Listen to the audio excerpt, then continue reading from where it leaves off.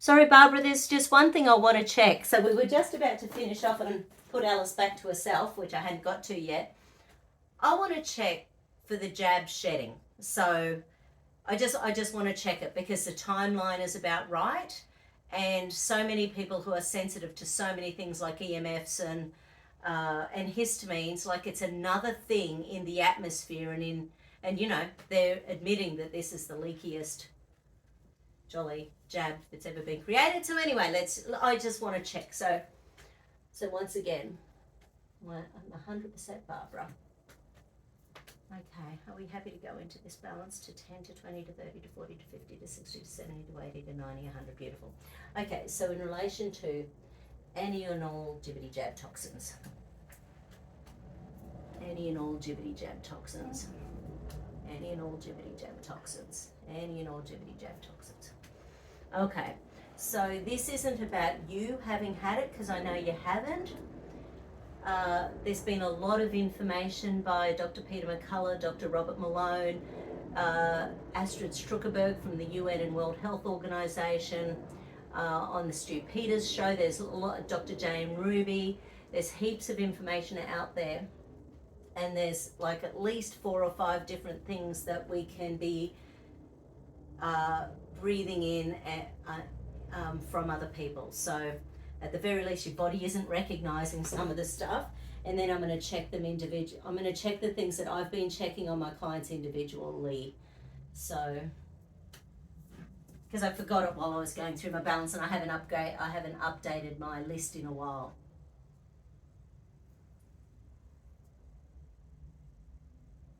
Okay. So let's check firstly in relation to any and all nanotechnology. Any and all nanotechnology. Any and all nanotechnology. Any and all nanotechnology. Any and all nanotechnology. Any and all nanotechnology, which have been used in jabs for over 20 years. So this isn't new.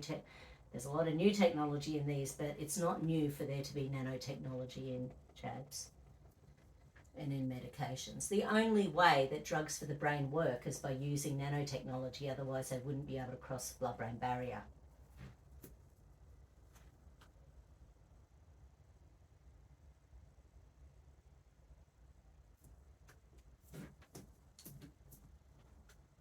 Any and all nanotechnology. Any and all nanotechnology. Any and all nanotechnology. And hold.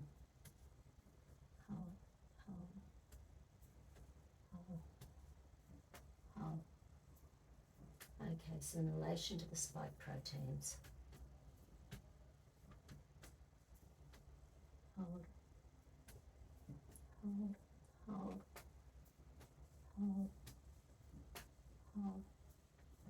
In relation to the antibodies. Hold.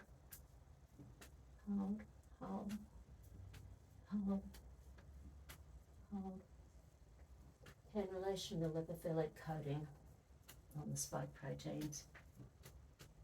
So that's the little capsule. Hold.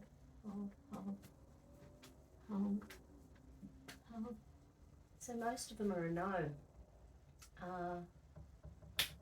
What else is there? Let's just ask any and all jibbity jab, because there's other things. Actually, let's check in relation to the luciferase. Hold.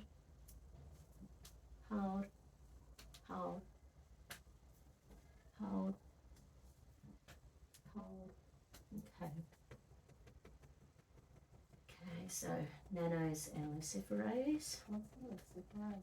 That's the one that lights up. So long term, the technology they want is so that they'll know under an X-ray or a device whether you've been and what level you're up to or not. So it shows different colours depending on, and some of the live blood screenings of the jab juice themselves have had all these brightly lit colours. Once again, I have not seen that in mine, but I haven't seen the actual vials. I think Dr. Carrie Madej did some of that, but she wasn't the only one. And we've got some researchers here in Australia who are finally going to... And that's the digital ID. Yeah, absolutely. Well, that's Dr. Yuval Noah Harari discussing this is the first time ever we've all agreed to be surveilled under the skin. Delightful human being.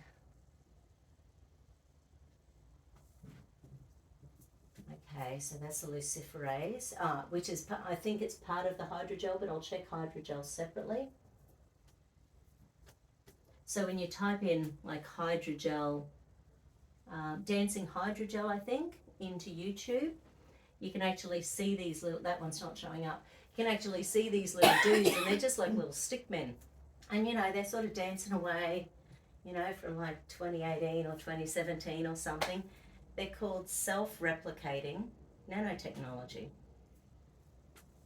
I don't know what they do, and I don't know what they're doing in the jibbity-jabs. And let's just check in relation to any and all other jibbity-jab toxins.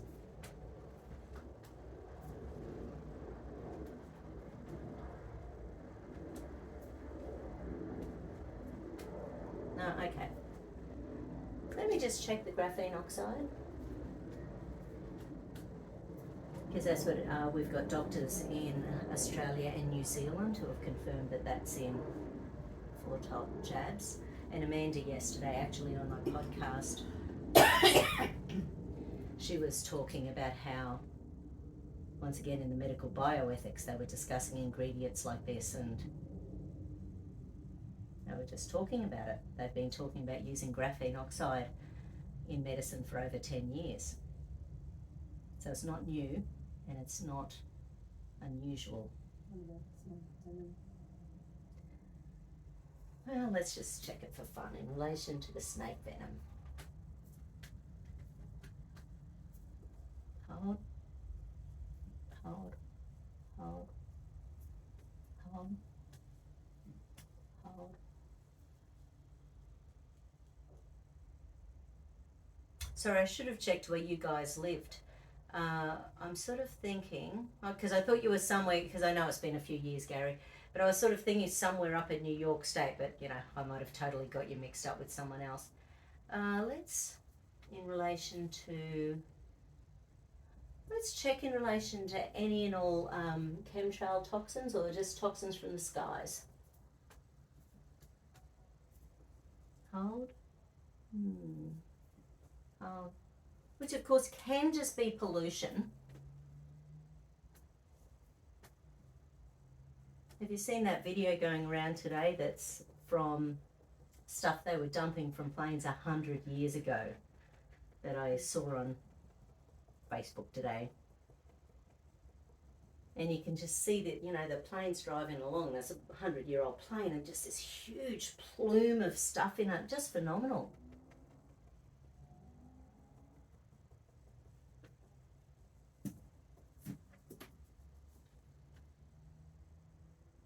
Time to get some good people in government. And health. Good people in health. What a concept. Okay. Anything else while you think of it? While I think of it?